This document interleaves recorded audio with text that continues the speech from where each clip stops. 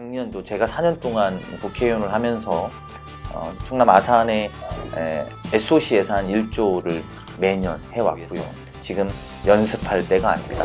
실천하고 경험해왔고 또 추진해온 사람의 동력이 더 발휘돼야 되는 시점이 아닌가 싶습니다.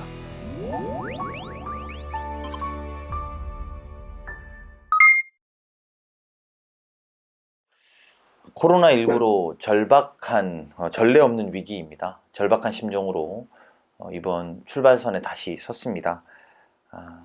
이 어려움들, 당장 해결해야 되는 난제들이 하루에도 수십 가지가 쏟아지는데 즉각적으로 실천하고 일할 수 있는 사람이 필요하다고 생각합니다.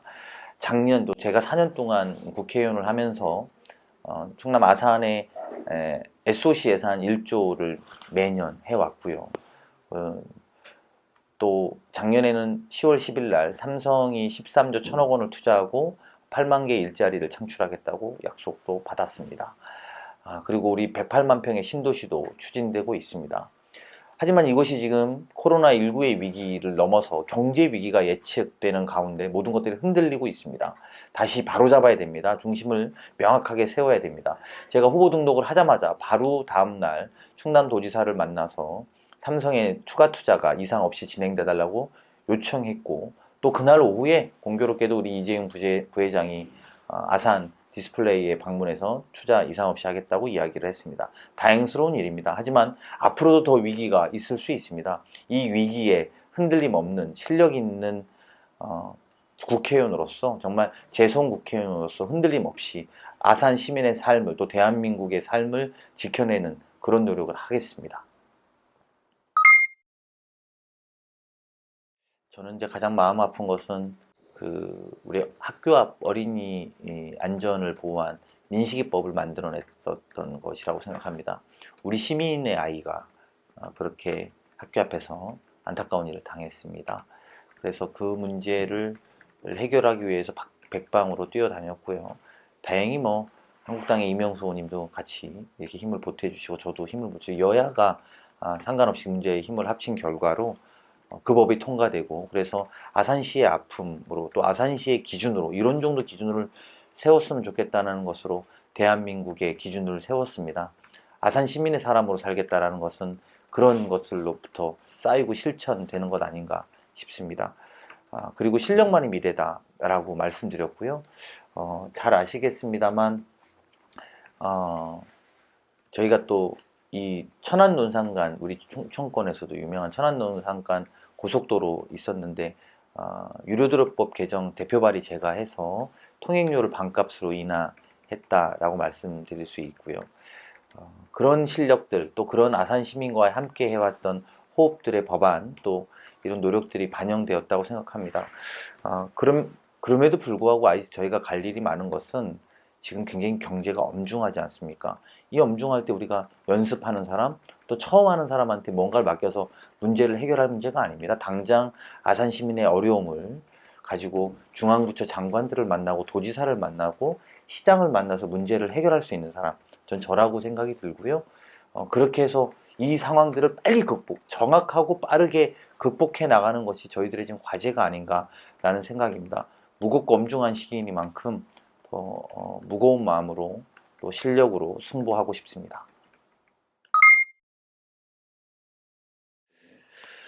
정치개혁의 가장 중요한 것은 국민들을 중심에 두고 하는 것이라고 저는 핵심이라고 생각합니다. 제가 초선 의원 해보면서 느끼는 것이고요. 특히 우리 충청은 이제 저는 요즘에 그런 이야기 어제도 드렸는데 미드필더가 중요한 시대다 이렇게 이야기했습니다. 충청이 좀 중심을 잡을 때가 됐다. 저는 이렇게 생각이 듭니다.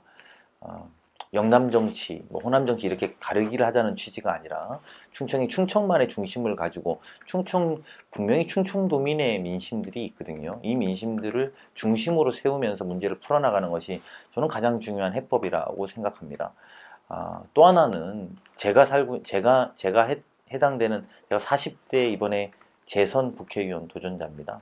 40대라는 것은 위로 부모님을 모시고 밑으로는 자식을 키우는 세대입니다. 그래서 어느 세대랑도 깊이 있게 소통할 수 있고 대화할 수 있는 그런 세대적인 장점이 있습니다. 40대 재선 도전자의 미드필더로서의 어떤 대한민국 허리 세대로서의 역할, 전 또 중요해 보이고요. 그리고 제가 재선이 된다면 초선이 아니라 또 3선이 아니라 재선이 된다면 새롭게 들어오는 초선 의원들을 잘 리딩해야 되고, 반대로 당의 중진이라고 할 수 있는 3선 이상을 잘 서포트해야 되는 또 허리의 역할을 합니다. 그래서 미드필더가 중요하고 미드필더가 일할 나이이기 때문입니다. 그래서 저는 정치개혁을 위한 가장 중요한 것들은 이런 미드필더들이 전면에 서는 것이다 라고 생각합니다. 그래서 보통 4선, 5선이 하던 일들을 재선에게 맡기는 그런 용기 있는 시도도 필요할 것이고요. 또 충청과 같이 수도권과 지방의 그 중심에 있는 미드필더가 우리 중앙의 중부권의 목소리를 정확하게 반영할 때 또 균형 감각을 좀 가질 수 있을 거라고 보고요.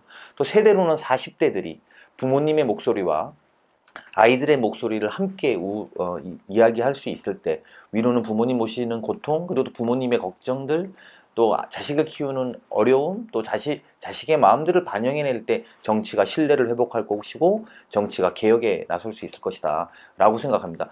정치개혁의 목소리는 단호합니다. 국민들의 명령대로 살아라고 하면 정치개혁이 전 될 거라고 생각합니다.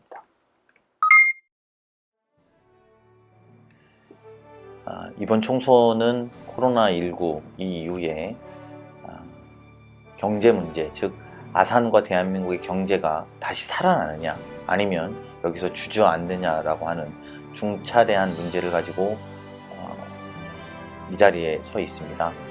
선거가 끝나고 정말 더 어려운 경제 상황, 또 더 어려운 상황이 만들어질지도 모릅니다. 정말 두렵습니다. 무겁습니다. 하지만 우리 해결할 수 있습니다. 극복할 수 있습니다. 작년에 삼성이 13조 1천억 원 투자를 결정했고 8만 개 일자리 창출을 약속했습니다. 또 제가 국토교통위원으로 일하면서 108만 평의 신도시도 추진되고 있습니다. 나가서 우리가 지난 4년간 SOC 예산을 아산에만 1조 원씩 확보할 수 있었습니다. 이것들이 차질 없이 진행되기 위해선 지금 연습할 때가 아닙니다. 실천하고 경험해왔고 또 추진해온 사람의 동력이 더 발휘돼야 되는 시점이 아닌가 싶습니다. 코로나19 때문에 방문 열기도 어렵고 집 밖에 아이가 나가는 것도 두려운 상황입니다. 하지만 이후에 올 경제 위기를 대비하지 않는다면 정말 우리는 더 안타까운 상황을 맞이할지도 모릅니다. 저는 이번 선거를 통해서 주민들 또는 시민들과 함께 코로나19를 극복하고 더 나아가서 바로 닥쳐올 경제 위기에 근본적인 대안과 해법, 그리고 흔들림 없는 추진을 약속드리려고 합니다. 시민 여러분의 힘으로 지금까지 이렇게 끌어주신 만큼 이번 선거에서도 이유를 정말 우리 아이들이 사는 삶을, 우리 아이들이 건강하고 즐겁게 살 수 있는 아산을, 그리고 우리 집안의 삶들이 경제적으로 더 편안해지는 삶을 만들어 보겠다고 다짐드립니다. 여러분들과 함께 하고 싶습니다. 부탁드립니다.